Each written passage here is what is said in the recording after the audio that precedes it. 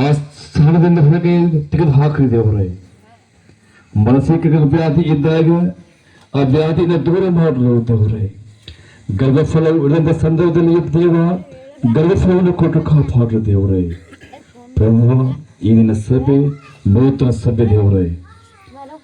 ಪ್ರಭುವ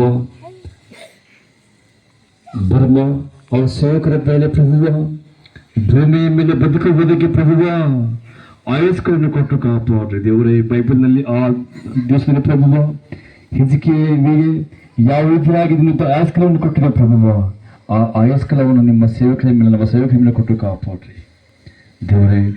ನಿರಂತರವಾಗಿ ನಿನ್ನ ಕೃಪೆ, ನಿನ್ನ ಶಾಂತಿ, ನಿನ್ನ ಸಮಾಧಾನ ಈ ಮಣ್ಣಿನ ಶರೀರವು ಮಣ್ಣಲ್ಲಿ ಹೋಗುವವರೆಗೆ ದೇವ ನಿನ್ನ ಸೇವೆಯನ್ನು ಮಾಡುವಂಥ ಭಾಗ್ಯ ನಮ್ಮನ್ನು ಕೊಡುತ್ತೆ ಅಂತ ಹೇಳಿ ಯೇಸುವಿನ ಈ ನಾಮದಲ್ಲಿ ಬೇಡ್ತೇವೆ ಸ್ವಾಮಿ, ಆಮೆನ್.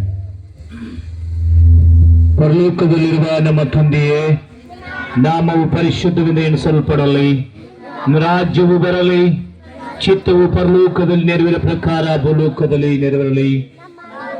ನಮ್ಮ ಅನುದಿನದ ಆಹಾರ ಮತ್ತು ದೇಹ ಪಾಲಿಸಿಕೊಡ್ರಿ.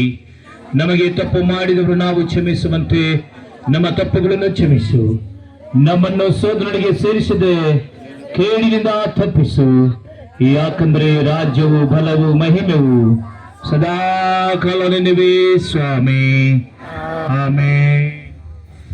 తండ్రి అయిన దేవుని కృప, కుమారుడైన యేసుక్రీస్తు ప్రేమ, పరిశుద్ధాత్మ అన్యోన్య సహవాసము కూడి వచ్చిన ప్రతి ఒక్కరి మీద కూడా నీ ఆత్మ కుమ్మరించమని మరి వచ్చిన మరి సంఘస్థులు, మరి దైవ సేవకులు, ఈ ఒక్క స్థలములు కూడా ప్రభువా నీ ఆత్మ కుమ్మరించమని యేసు నామమును వేడుకుంటున్నాను.